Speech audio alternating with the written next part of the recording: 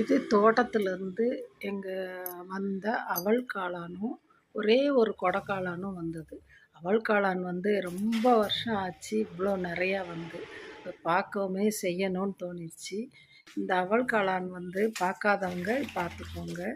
இதை நல்லா மண் போக அலசி 2 பாக்கெட்டாக வந்ததுனால 2யும் தனித்தனியாக அலசி நாங்கள் எடுத்து வச்சிட்டோம். இது வெறும் வெங்காயம், பச்சை மிளகாய் மாத்திரம்தான் நாங்கள் போட்டு வதக்குவோம். அப்போ தான் அந்த அவல் காளானோட ஃப்ளேவர் நமக்கு அப்படியே கிடைக்கும். அப்படிங்கிறதுனால எங்கள் வீட்டில் அவங்களுக்கு இந்த மாதிரி தான்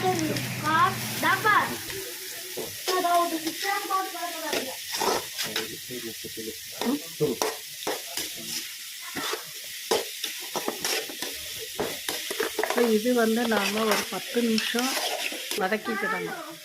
போடு. அதில் கொடைக்காளான் ஃபஸ்ட்டு போட்டு வதக்கணும்.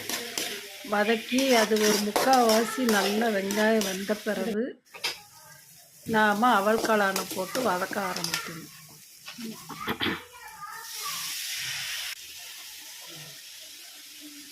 அவல் காளான் போடுறப்போ நமக்கு தண்ணி விடும். பயந்துடக்கூடாது. அந்த தண்ணியே அது வேகிறதுக்கு போடும்.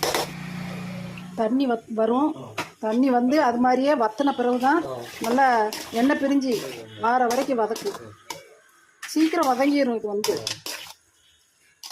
கரெக்ட். எப்படியும் ஒரு 10 நிமிஷம் ஆகும். இது உடம்புக்கு ரொம்ப நல்லது. மிளகுத்தூளை போடும். காரம் பார்த்தியா? அப்போ போடு.